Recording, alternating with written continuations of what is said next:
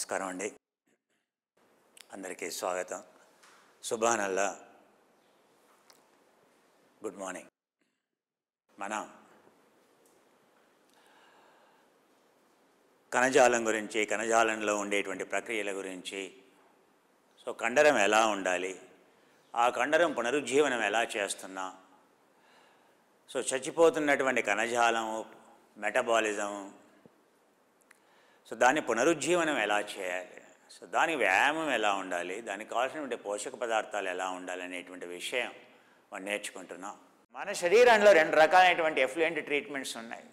అవి పనిచేయకపోవడమే సమస్త రోగాలకి, సమస్త వ్యాధులకి కారణం ఏంటయ్యా అంటే మన మున్సిపాలిటీ వ్యవస్థ పనిచేయట్లేదు. పురపాలక వ్యవస్థ లోపల ఉండేటువంటి ఈ దేశంలో, ఈ పురంలో, ఈ పట్టణంలో లోపల ఉండేటువంటి పురపాలక వ్యవస్థ అస్సలు పనిచేయట్లేదు. ఎందుకు చెప్తున్నాను? విజయవాడలో ఉన్నారో మీరు, లేకపోతే వైజాగ్లో ఉన్నారో, మీ పురపాలక వ్యవస్థ సరిగ్గా పనిచేయట్లేదు. అప్పుడు ఏమవుతుంది? వీధులు సుగంధాన్ని ఇస్తాయా? కంపు వాసన వస్తాయి. ఇంకా 4 రోజులు అయితే ఏమవుతాయి? మీరు కేసు కూడా పెడతారు కోర్టుకెళ్ళి. అవి క్లీన్ చేయట్లేదు, మా వ్యాధులు వస్తాయి. డెంగ్యూ వస్తుందా, లేకపోతే స్వైన్ ఫ్లూ వస్తుందా, ఇంకేమైనా వస్తుందా?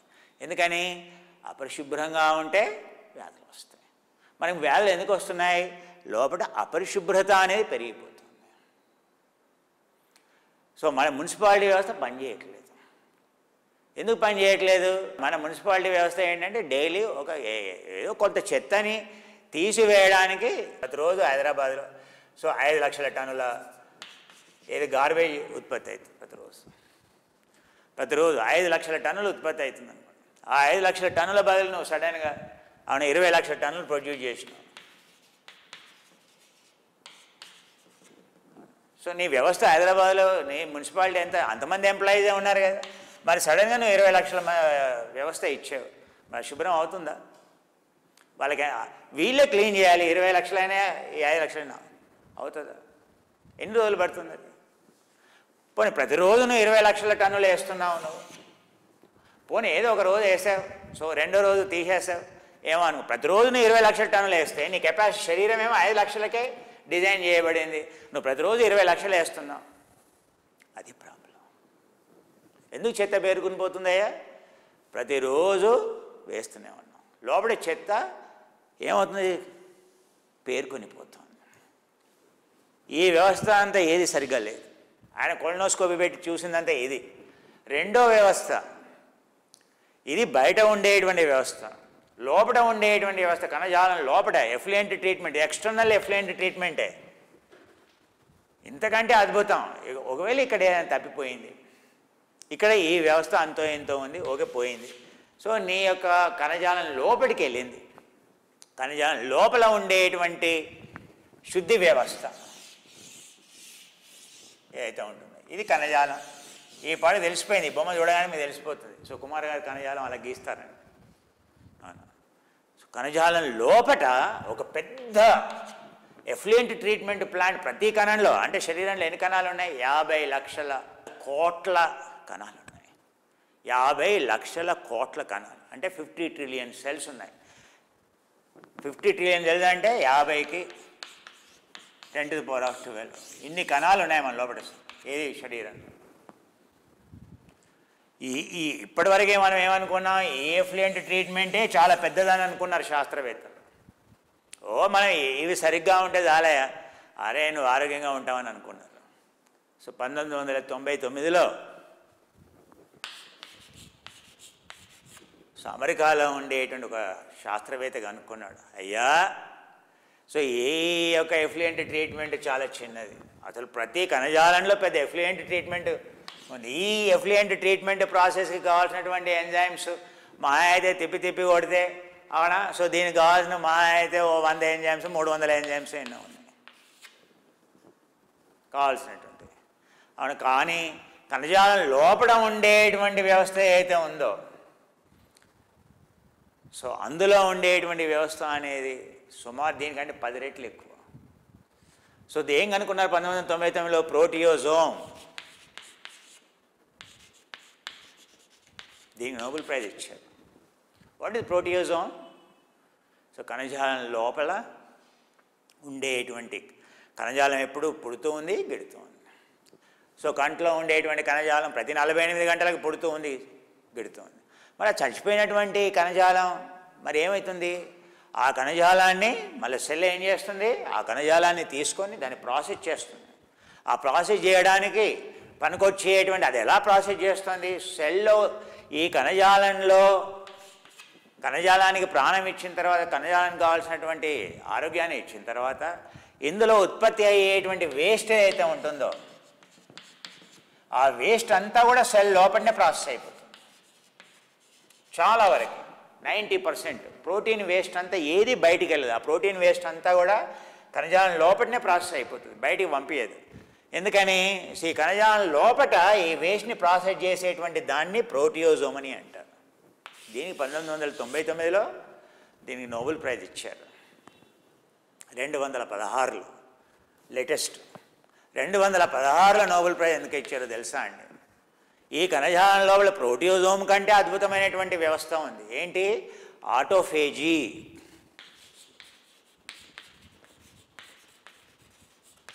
Cell detoxification system. కణజాలం లోపల శుద్ధిక్రియ ఏదైతే ఉందో దాన్ని కంప్లీట్గా అనుకున్నారు. అది ఎలా? కణజాలం లోపల ఉండేటువంటి ఎఫ్లూయెంట్ ట్రీట్మెంట్ ప్లాంట్ ఉట్టి ప్రోటియోజోమ్ కాదు, దాని లోపల చాలా పెద్ద వ్యవస్థ ఉంది.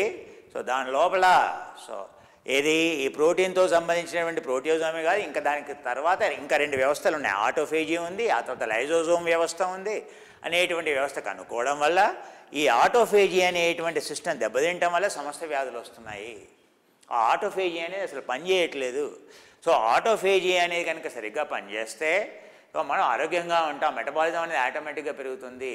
So autophagy is completely disturbed అని చెప్పేసి కనుక్కున్నాడు ఆయన. సో ఇది జపాన్ సైంటిస్ట్ కనుక్కున్నాడు, ఆయనకి నోబెల్ ప్రైజ్ ఇచ్చారు. సో జనాలు ఏం చెప్తారో తెలుసా? ఉపవాసానికి 216లో నోబెల్ ప్రైజ్ వచ్చిందని చెప్తారు. ఉపవాసం ఆయనకు అనుకుంది ఉపవాసం కాదు, ఆయనకు అనుకుంది ఏంటయ్యా? ఆటోఫేజీ. ఆటోఫేజీ ఎలా ట్రిగర్ చేయాలి? సో ఎందుకు ఆటోఫేజీ పని చేయట్లేదు? ఆటోఫేజీ అంటే ఏంటి? చెత్తని శుద్ధి చేసే కార్యక్రమం. కణజాలంలో ఉత్పత్తి అయినటువంటి ఏ రోజు చెత్తని ఆ రోజు శుభ్రం చేసేటువంటి వ్యవస్థ అనేది కణజాలంలో ఉంది. కానీ ఆ కణజాలంలో ఉండేటువంటి వ్యవస్థ దానికి తాహతుకు మించినటువంటి చెత్త వేస్తున్నాం. అందువల్ల ఈ ఆటోఫేజీ అనేది పని చేయకుండా పోతుంది. అందువల్లనే వ్యాధులు వస్తున్నాయి. మరి ఆ కణజాలం లోపల ఉండేటువంటి ఆ చెత్తను శుభ్రం చేయాలి అని అంటే సో మరి ఏం చేయాలి? సో దాన్ని ఏ విధంగా ట్రిగ్గర్ చేయవచ్చు, సో ఏ విధంగా ఆరోగ్యంగా చేయవచ్చు అనేటువంటి విషయం కనుక్కున్నందుకు ఆయనకు నోబెల్ ప్రైజ్ ఇచ్చారు. అది చాలా గొప్పనైనటువంటి నోబెల్ ప్రైజ్.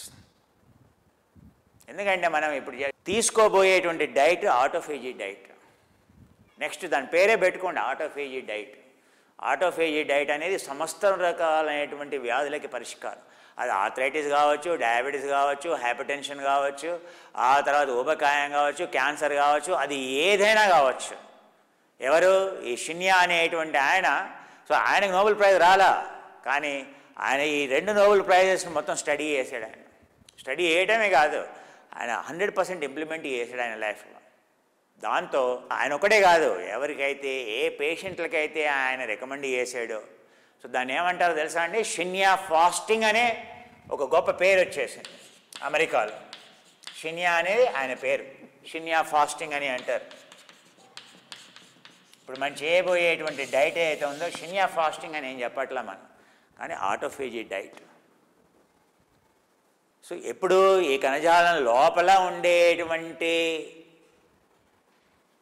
ఎందుకు ఈ ఆటోఫేజీ ఏంటి, ప్రోటియోజోమ్ ఏంటి? సో కణజాలం ఎప్పుడు పుడుతూ ఉంది, ఆ చచ్చిపోయినటువంటి కణజాలం ఏదైతే ఉందో అదంతా ప్రోటీన్ మాంసకృతులండి. మరి ఆ మాంసకృతులు శరీరం కనుక బయటకు ఊరికే పడేసింది అనుకోండి, మనం ఎంత మాంసం తినాలి?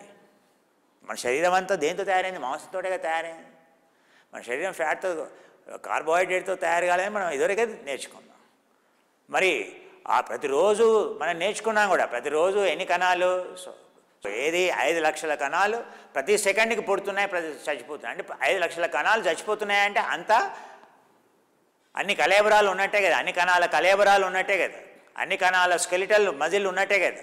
మరి అన్ని కణాల డెబ్రిస్ని మరి శరీరం ప్రాసెస్ అదేం చేస్తుంది? ఆ యొక్క దాన్ని ప్రాసెస్ చేసేటువంటి వ్యవస్థ. మళ్ళీ దాన్ని కణజాలానికి ఉపయోగపడేలా పెప్టైడ్స్ కింద మార్చేటువంటి వ్యవస్థ. సో ఈ చచ్చిపోయినటువంటి డెడ్ మ్యాటర్ని ఏదైతే ఉంటుందో, ప్రోటీన్ మ్యాటర్ ఏదైతే ఉంటుందో కణజాలం లోపల, సో బోల్డ్ చెత్త అక్యుములేట్ అవుతుంది ప్రతిరోజు. ఆ ప్రోటీన్ మ్యాటర్ని మళ్ళీ పెప్టైడ్స్ కింద మార్చేటువంటి వ్యవస్థ. పెప్టైడ్స్ అంటే ఏంటి? మళ్ళీ డిఎన్ఏని రిపేర్ చేయడానికి, ఆర్ఎన్ఏని రిపేర్ చేయడానికి, మన కణజాలంలో ఉండేటువంటి ఆర్గనెల్లే అన్నీ తయారు కావడానికి. సో ఈ ప్రోటీన్స్ని ఏ విధంగా అంటే ఆ విధంగా తయారు చేసేస్తుంది మళ్ళీ కణజాలం. ఏ విధంగా అంటే ఆ విధంగా కంప్లీట్ 100% రీసైకిల్, జీరో వేస్ట్. ఇప్పుడు ఈ గవర్నమెంట్ ఇండస్ట్రీలు ఏం మాట్లాడతారు? జీరో వేస్ట్ అంటే ఏ పొల్యూషన్, ఏ వేస్ట్ ప్రొడ్యూస్ చేయకూడదు, జీరో వేస్ట్. సో నీ సిస్టమ్ అనేది, మన శరీరం అనేది, మన కణజాలం అనేది జీరో వేస్ట్ సిస్టమ్ కింద భగవంతుడు డిజైన్ చేశాడు. Zero waste. ప్రస్తుతం ఏంటంటే జీరో వేస్ట్ కాదు, బోల్డ్ వేస్ట్. 100% మళ్ళీ దీన్ని, ఈ వేస్ట్ని, వెల్త్ ఫ్రమ్ వేస్ట్, ఆ వేస్ట్ని మొత్తం మనం ఏం చేస్తుంది, మన శరీరం అనేది కణజాలం అనేది ఉపయోగించుకుంటుంది. ప్రస్తుతం ఏంటి? ఉపయోగించుకోలేకపోతుంది. ఎందుకు ఉపయోగించుకోలేకపోతుంది? డెబ్రిస్ ఎక్కువ ఉంది. సో క్లీన్ చేయాల్సింది ఎక్కువ ఉంది. సో అది కన్వర్ట్ చేయాల్సింది తక్కువ ఉంది. అది 24 గంటలు పనిచేసి ఏమైంది? దానికి కావాల్సిన ఎంజైమ్స్ మొత్తం కూడా ఏమీ లేకుండా పోయే కణజాలంలో. అందుకే అది క్యాన్సర్ కణంగా మారిపోతుంది, మెటబాలిజం తగ్గిపోయింది. ఆ తర్వాత అన్ని రకాల వ్యాధులకి కారణం ఏంటయ్యా అంటే, సో నీ యొక్క కణజాలం లోపల ఉండే మున్సిపాలిటీ వ్యవస్థ పనిచేయట్లేదు. శరీరంలో ఉండే కణజాలం బయట ఉండే మున్సిపాలిటీ వ్యవస్థ, కణజాలం లోపల ఉండేటువంటి మున్సిపాలిటీ వ్యవస్థ రెండు పనిచేయట్లేదు. సో దాన్ని పనిచేసే విధంగా ఎలా చేయాలి? ఇప్పటివరకు నేను చెప్పిన ఆహార పద్ధతులన్నీ కూడా ఈ యొక్క కణజాలం బయట ఉండేటువంటి సో మున్సిపాలిటీ వ్యవస్థ పనికి వస్తాయి. కానీ ఇంకా మీకు అది కూడా సరిపోదు. ఇంకా మీకు లివర్ డీటాక్సిఫికేషన్ ఏంటి, ఇంటెస్టైనల్ డీటాక్సిఫికేషన్ ఏంటి అనేది మీకు చెప్పాలి, కవర్ చేయాలి. కానీ చెబుతూ ఉంటే మీరు ఏమనుకుంటారో తెలుసా? సార్ కుమార్ గారు థియరీ ఎక్కువ చెప్తున్నారు కుమార్ గారు. మీ దృష్టిలో ఏంటంటే ఇది యోగా కాదు. నా దృష్టిలో ఏంటంటే యోగా అంటే ఏంటి? క్లీన్ చేయటం. మరి క్లీన్ చేయటం అంటే ఇది క్లీన్ చేయటం కాదే. నువ్వు ఇది క్లీన్ చేయ, నువ్వు ఆసనాలు వేస్తే లివర్ క్లీన్ అవుతుందా? నువ్వు తినే చెత్త అంతా తిని నువ్వు ఆసనాలు వేస్తే, నువ్వు ప్రాణాయామం చేస్తే లివర్ క్లీన్ అవుతుంది? నువ్వు ప్రాణాయామం అంటే ఏంటి? ఇప్పుడు నెక్స్ట్ ప్రాణాయామం కవర్ చేయాలనుకుంటున్నాను. ప్రాణాయామం అంటే సూక్ష్మ శరీరం. నీ స్థూల శరీరంలోనే పూర్తిగా చెత్త ఉండే, ఇంకా సూక్ష్మ శరీరంలో ఉండేటువంటి ప్రాణవాయువు యొక్క వ్యవస్థని, అంటే సూక్ష్మ శరీరం అంటే కణజాలం లోపల క్లీన్ చేసేటువంటి వ్యవస్థ. మరి కణజాలం లోపల క్లీన్ చేసేటువంటి వ్యవస్థ చేయాలంటే, ప్రాణాయామం ద్వారా చేయాలంటే మొదలు అసలు కణజాలం లోపల ఏముందో తెలుసుకోవాలి కదా. లేస్తాను, నేను చెత్త వేస్తూనే ఉంటాను, నేను ప్రాణాయామం చేస్తూనే ఉంటాను, నేను ఆసనాలు వేస్తూనే ఉంటాను. శుద్ధి ఎప్పుడవుతుందయ్యా? నీకు యోగా వల్ల ఏమీ ప్రయోజనం రాదు. ఆ విషయాన్ని మనకు బాగా తెలుసు. ఇప్పటివరకు నువ్వు యోగా చేయలేదా? చేసుంటావు ఆల్రెడీ, అవునా? మరి ఎందుకు ప్రయోజనం రావట్లేదు? ఎందుకు రావట్లేదంటే అవగాహన లేకపోవడం వల్ల. అందుకని నేను మీకు ఎందుకు చెప్తున్నాను ఈ విషయాలన్నీ? సో మనం పూర్తిగా ఎలా రిపేర్ చేసుకోవాలి. ఎందుకని? పూర్వకాలంలో ఉండేటువంటి యోగుల యొక్క పద్ధతులు వేరు. అందుకే వాళ్ళు చెప్పారు ఏమని, 1/3 స్టమక్కి తినమని చెప్పాడు. నీ జీర్ణాశయంలో 3వ వంతు భాగానికే తినమని చెప్పాడు. మనం 3వ వంతు ఏ రోజైనా తింటున్నామే? అసలు నాకు చెప్పరు. అది ఉపవాసం ఉన్న రోజు కూడా నువ్వు అన్నం తినవు కానీ రొట్టె తింటావు. మళ్ళీ పోనీ రొట్టె తినవు, అన్నం తినవు, మళ్ళీ పండ్లు తింటావు. ఆ రోజు ఇంకా లోపల పడేది ఇంకా ఎక్కువ. సో పోనీ అవి లేస్తాను, అవి ఏమీ తినను, అది కూడా మంచిది కాదు. ఏదో ఒక రోజు తినవు, 2 రోజులు తినవు, మెటబాలిజం పూర్తిగా తగ్గిపోతుంది. దానివల్ల అది కూడా ప్రాబ్లమే, పూర్తిగా తగ్గిపోతే కూడా ప్రాబ్లమే. సో అందుకే సైంటిఫిక్ ఫాస్టింగ్ ఏంటి, సో సైంటిఫిక్గా ఎలా చేయాలి ఏ విషయమైనా కూడా సో మనం ఇప్పుడు నేర్చుకుంటే సో ఆ కణజాలం అనేది శుద్ధి, అప్పుడు ప్రాణాయామం అనేది పనిచేస్తుంది. ఎప్పుడు మనం ఈ యొక్క డైట్ కనుక ప్రాపర్గా ఫాలో అయ్యి ఆసనాలు వేస్తే, శుద్ధి క్రియలు చేసి ఆసనాలు వేస్తే శరీరం గాలిలో తేలిపోయినట్టుగా ఉంటుంది. అంతేగాని సో మనం శరీరాన్ని శుద్ధి చేయకుండా, శుద్ధి క్రియలు చేయకుండా, ఆహారం పాటించకుండా నువ్వు ఎన్ని ఆసనాలు చేసినా కూడా శరీరం స్థూలంగానే ఉంటుంది. నడుము పట్టుకుపోతుంది, ఈ మెడ పట్టుకుపోతుంది, మెడ పట్టుకుపోతుంది, అన్నీ పట్టుకుపోతాయి. దానివల్ల లాభం ఉంటుంది? ఏమీ లేదు, అవునా? అందుకనే సో కణజాలం లోపల ఉండేటువంటి క్లీనింగ్ సిస్టమ్, ఆటోఫేజీ డైట్ గురించి మాట్లాడబోతున్నాం. సో ఏంటి ప్రోటియోజోమ్? ప్రోటియోజోమ్ ఒకటే కాదు, ఆటోఫేజీ తర్వాత ఉండేటువంటి లైజోజోమ్, దీన్నే వాక్యూోల్స్ అని అంటాం. ఈ 3 ఫేజ్డ్ డీటాక్సిఫికేషన్ అనేది కణజాలం లోపల ఉంటుంది. ఇందులో వందల రకాలైనటువంటి ఎంజైమ్స్ ఇన్వాల్వ్డ్ కణజాలం లోపల డీటాక్సిఫికేషన్ అనేది. సో ఆయనకు అనుకున్నది ఏంటి అంటే, సో ఒకప్పుడేమో మన శరీరం ఎందుకు ఈ ఆటోఫేజీ సిస్టమ్ అనేది, ఎందుకు ప్రోటీన్ని సో ఇలా 100% జీరో వేస్ట్ మెకానిజం ఎందుకు క్రియేట్ అయిందయ్యా అని అంటే, సో కొన్ని లక్షల కోట్ల సంవత్సరాల నుంచి సో ఆహారం దొరకడమే కష్టం జీవికి. అది ఏనుగే కావచ్చు, సింహమే కావచ్చు. అవన్నీ ఏమవుతాయ్యా? సింహం కానీ, ఏనుగు కానీ, జింక కానీ, పక్షి కానీ, చూసావా? అవి ఎప్పుడైనా కరెక్ట్గా 5 గంటలకు మార్నింగ్ బ్రేక్ఫాస్ట్ అని తింటాయి చూసావా? అబ్బో ఇప్పుడు లంచ్ టైం అయిపోయిందని వాచ్ చూసుకొని 12 గంటలకు అవి ఎప్పుడైనా తింటాను చూసావా? ఎప్పుడైనా కరెక్ట్గా ఈవినింగ్ అబ్బో 9 o'clock అయిపోయిందని తింటాను చూసావా? అవునా? అబ్బో ఇప్పుడు ఇక్కడ ఏదో బాగా వాసన వస్తుంది కదా అని చెప్పేసి, స్టార్ బక్స్ కాఫీ వాసన వస్తుంది కదా అని చెప్పేసి అక్కడ కూర్చొని అని ఏది కోతి కానీ చింపాంజీ కానీ అక్కడ కూర్చొని అవునా సో కాఫీలు తాగడం చూసావా? చూడలేదు కదా. వాటికి ఆకలి వేసినప్పుడే అవి ఆహారం తిన్నాయి, ఆకలి వేసినప్పుడే ఆహారం తిన్నాయి. అవునా? సో ఉదయం వెళ్తాయి, ఒకసారి ఆహారం తింటాయి, ఒక్కసారి తింటాయి, మళ్ళీ వెనక్కి వస్తాయి అంతే హాయిగా. అవునా? సాయంత్రం కాగానే, సంధ్యా సమయం రాగానే, అవునా సో మీ పల్లెటూరులో ఉదయం సాయంత్రం 6 గంటలకి పల్లెటూరులో ఎంటర్ కాగానే, పల్లెటూరులో ఎక్కడ చూసినా చెట్లే కదా, మనుషులు గూడు ఏరడమే కాదు, సాయంత్రం కాగానే సో పక్షులు కూడా పల్లెటూరులో ఉండేటువంటి చెట్ల మీద అన్ని పక్షులన్నీ కూడా గూడు ఏరుతాయి. గూడు ఏరి ఏంటి కిలకిలా కిలకిలా కిలకిలా శబ్దాలే శబ్దాలు. హాఫ్ అన్ అవర్లో కొంచెం చీకటి పడిందంటే మళ్ళీ ఒక్క శబ్దం కూడా ఉంటుంది.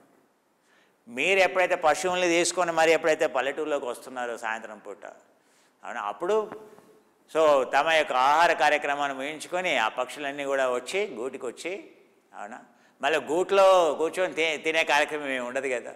So only 1 meal a day వాటికి ఒకటే ఆహారం. సో బయటికి వెళ్ళి తిన్నాయి, వచ్చాయి, పడుకున్నాయి అంతే. మళ్ళీ పడుకున్నాయంటే మళ్ళీ ఉదయం మీరు పశువుల్ని ఎప్పుడైతే బయటికి అవునా తీసుకెళ్ళేటువంటి టైం అయి ఉంటుంది, మళ్ళీ కిలకిలా కిలకిలా అవి బయటికి వెళ్తాయి, మళ్ళీ మీరు బయటికి వెళ్తారు. ఇప్పుడు వ్యవస్థ మారిపోయింది. ఇప్పుడు టీవీలు చూసుకుంటూ పడుకుంటున్నామా, లేకపోతే ఎప్పుడు లేట్గా లేస్తున్నామా, అది వదిలేసేయండి. సో నేను చెప్తున్నానండి, సో యాక్చువల్ గ్రామీణ వ్యవస్థ అనేది భారతదేశంలో ఎలా ఉంది, ఎందుకని వాటికి ఆకలి వేసినప్పుడు అవి తిన్నాయి. ఎంత తిన్నాయి? మితాహారమే తిన్నాయి. సింహం కానీ ఏనుగు కానీ వాడికి ఆకలి వేసినప్పుడే అది వేటకి వెళ్ళింది. అంతేగాని ప్రతిరోజు ఇవాళ 8 o'clock అయింది అందుకని ఇప్పుడు నేను పలానా జింకను చంపాలని ఏ సింహం కానీ, ఏ చిరుత కానీ, ఏ పెద్ద పులి కానీ, ఏ ఏనుగు కానీ ఇప్పుడు టైం అయిపోయిందని నేను వెళ్ళాలని చెప్పేసి ఏ జంతువు కూడా లేదు. మనం మాత్రమే అబ్బో 8 అయిపోయింది, అబ్బో 8 అయిపోయింది, అబ్బో బ్రేక్ఫాస్ట్, అబ్బో ఇప్పుడు బ్రేక్ఫాస్ట్ వల్లేదు లోపట, అదే చనిపోతున్నట్టు. అసలు లోపల చెత్త ఎక్కువైపోయి ప్రాసెస్ చేయకుండా మున్సిపాలిటీ వ్యవస్థ పనిచేయట్లేదు. దానికి ఉపవాసం ఉంటే మంచిది, అసలు ఏం తినకుండా ఉంటే ఒప్పుట మంచిది, అప్పుడు క్లీన్ అనే చేసుకుంటుంది. కొన్ని హోంవర్క్ ఎక్కువైపోయింది దానికి. అవునా మీ పిల్లోడికి హోంవర్క్ ఎక్కువైపోయింది, వాడు చేయలేకపోతున్నాడు, హోంవర్క్ ఏమవుతుంది పెండింగ్లో ఉండిపోతుంది. సో వీకెండ్కి ఏం చేస్తాడు, వారాంతంలో ఏంటంటే సో వాడు సెలవు వచ్చిందంటే వాడు కూర్చొని ఉదయం నుంచి సాయంత్రం కూర్చొని పెండింగ్ ఏందయ్యా ఏంట్రా అట్లా కూర్చున్నామంటే, సో పెండింగ్ హోంవర్క్ ఎక్కువ ఉంది మమ్మీ, సార్ చాలా హోంవర్క్ ఇచ్చాడు, మరి నీ లోపల హోంవర్క్ చాలా ఎక్కువైపోయింది, మున్సిపాలిటీ వరకు ఎక్కువైపోయింది. మళ్ళీ బ్రేక్ఫాస్ట్, అబ్బో సార్ ఇవాళ ఏం తినలేదు సార్, ఆ తర్వాత మార్నింగ్ బ్రేక్ఫాస్ట్ అయ్యా, మళ్ళీ మధ్యాహ్నం లంచ్ అయ్యా, మళ్ళీ ఈవినింగ్ సపరేట్ టైం చూసుకొని అబ్బా ఆల్రెడీ 1 గంట అయిపోయిందా, అబ్బా లంచ్ లేదు, మళ్ళీ సాయంత్రం మళ్ళీ 8 గంటలు కాగానే. సృష్టిలో ఏ ప్రాణికి కూడా ఇలాంటి వ్యవహారం లేదు. మనకి దేవుడు ఏమంట ఈ వాచ్ ఇచ్చాడో ప్రాబ్లమ్స్ మొదలయ్యాయి. సో ఏంటయ్యానంటే టైం చూసుకొని ఆకలి వేసినా వేయకపోయినా లోపటేయాలి, ఆకలి వేసినా వేయకపోయినా మీ పిల్లోడికి ఏం చేయాలి, నోట్లో ఉక్కేసేయాలి అంతే, వాడి నోట్లో పెట్టేసేయాలి. వాడు తినడం మొర్రో నాకు ఆకలి లేదంటు వాడికి కబుర్లు చెప్పి మరి వాడు ప్రలోభ పెట్టి మరి వాడి నోట్లో కుక్కాలి. వాడికి ఏంటి బీజ్ డిజార్డర్ అంటాం, బీజ్ ఈటింగ్ అని అంటాం. బీజ్ ఈటింగ్ అంటే ఏంటి అని అంటే సో వాడికి అసలు ఆకలి లేకపోయినా తినడం అనేది మనం అలవాటు నేర్పించాం వాడికి. సో వాడికి అలా నోట్లో కుక్కి ఏంటంటే వాడు నోట్లో కుక్కుకోకుండా ఉండలేడు. వాడు నోట్లో కుక్కుకోండి, అరే ఇవాళ ఏదో కోల్పోయాడు అనేటువంటి భావన. అందుకని వాడు సో నోట్లో ఆ విధంగా నిండా కుక్కుకోవడానికి అలవాటు పడ్డాడు అనమాట. దీన్నే అబ్సెసివ్ ఈటింగ్ డిజార్డర్ అని అంటారు. సో మొత్తం ఊబకాయంగా ఉండేటువంటి ప్రతి వ్యక్తికి ఈ దాని కార్బోహైడ్రేట్ క్రేవింగ్ కాదు.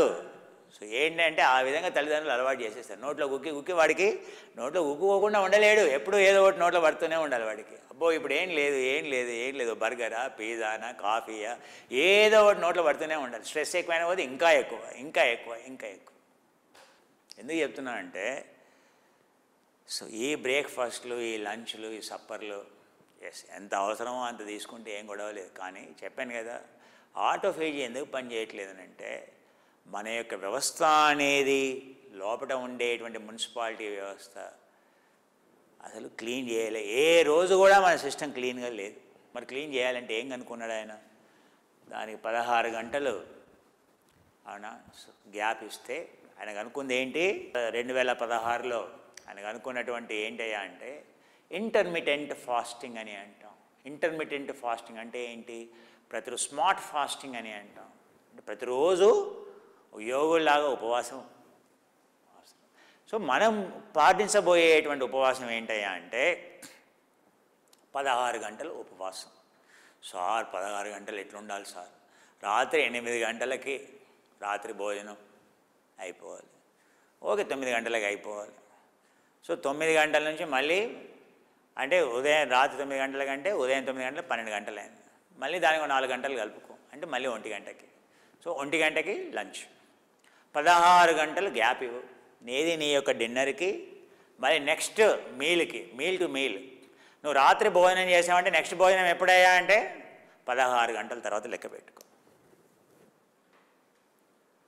రాత్రి 8 గంటలకే తింటే చాలా మంచిది. 8 గంటలకు కనుక తిన్నట్లయితే సో మధ్యాహ్నం మళ్ళీ 12 గంటలకి మళ్ళీ నెక్స్ట్ మీల్ ఆహారం. మరి ఎట్లా సార్? మరి సో ఉదయం పూట ఏం తినకుండా ఎట్లుంటారు సార్? మళ్ళీ షుగర్ పడిపోదా సార్? భలే ఉన్నారు మీరు. ఇట్లా మీరు మమ్మల్ని ఇబ్బంది పెడితే ఎలా సార్? సో తినొచ్చు. ఏం తినాలి? సో బ్రేక్ఫాస్ట్, ఫాస్ట్ని బ్రేక్ చేయడానికి బ్రేక్ఫాస్ట్ అంటే ఉపవాసాన్ని మెయింటైన్ చేస్తున్నాం కానీ ఉపవాసాన్ని కొంచెం బ్రేక్ చేస్తున్నాం. అందుకే బ్రేక్ఫాస్ట్ అన్నారు. దాని పేరు బాగానే వచ్చింది. బ్రేక్ఫాస్ట్ అనే పేరు ఈ రోజు రాలే కదా, కొన్ని వందల సంవత్సరాల నుంచి వచ్చింది. అల్పాహారం, ఉపాహారం, అల్పాహారం అని అంటారు. సో అల్పాహారం, ఉపాహారం అంటే ఇడ్లీలు, దోశలు, వడలు, పూరీలు, పూరీలు, పావు బాజీలు, ఆ తర్వాత బ్రెడ్ బజ్జీలు, ఆ తర్వాత బ్రెడ్ పకోడా, బ్రెడ్ ఆమ్లెట్లు. ఇది కాదు, అది బాగా గుర్తుపెట్టుకో. అది అల్పాహారం కాదు, అది ఉపహారం కాదు, అది బ్రేక్ఫాస్ట్ అందుకంటే కాదు. ఆటోఫేజీలో ఉండేటువంటి బ్రేక్ఫాస్ట్ ఒకటి, ఓన్లీ 1 బ్రేక్ఫాస్ట్ అలౌడ్. మీకు అల్పాహారం అలౌడ్, కానీ ఆ బ్రేక్ఫాస్ట్ ఏంటయ్యా అంటే ఆటోఫేజీ సిస్టమ్ ఏదైతే ఉందో దీనికి సహాయంగా ఉండేటువంటి ఆహారం తీసుకోవచ్చు. ఆ ఆహారం ఏంటి? సో పండ్లు. సో అందుకని ఓన్లీ బ్రేక్ఫాస్ట్. మార్నింగ్ ఏం తినాలి? మీరు డయాబెటీస్ ఉండొచ్చు, ఏదైనా ఉండొచ్చు. Your morning breakfast. So for this we have to use cold water, right? So because it's a milk protein, otherwise it gets curd formation takes place. Okay, only cold it is.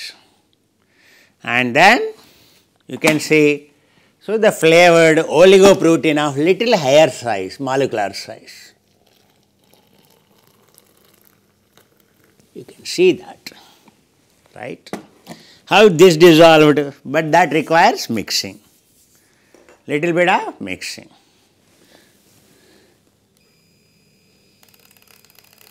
Over, right? Now the cold water mixing. You see the milk protein, how concentrated it is compared to the oligosoluble protein. Soluble proteins always urease free, safe. Understand? So this milk protein will produce urea actually. But our milk protein is the best, A2 range, and so from the cleanest environment it is. You see the difference, the proteins which we recommend. It is no flavor unflavored. So you can't have a raw, So that's why this is flavored, this is flavored. So those, the diabetes and those who want to reduce the weight, the best is this, the best is this. Okay. So in general you want to use the best is this. There is no such a protein in the world, cleanest, neat, and absorb at any age, even at the 80 years, it absorbs 100% because the protein absorption at 80 years, 80%, 90% dropped. So this helps in producing your body 7,000 peptides plus enzymes. You need to use enzymes. We have two kinds of the enzymes. So if you can add enzymes, that's the better. So as a part of your work, it's very, very important to supplement your enzymes. So this is a proteolytic, very powerful enzyme. So there are the two, ordinary digestive enzyme, a cancerous, much more powerful digestive enzyme. More powerful is called Sajiva and Jirna. So it will restore your entire, your cellular, it will clear your cellular debris. So those who are having blocked lungs, any fibro, so a lot of debris inside, a choked arteries, they should use this. Okay.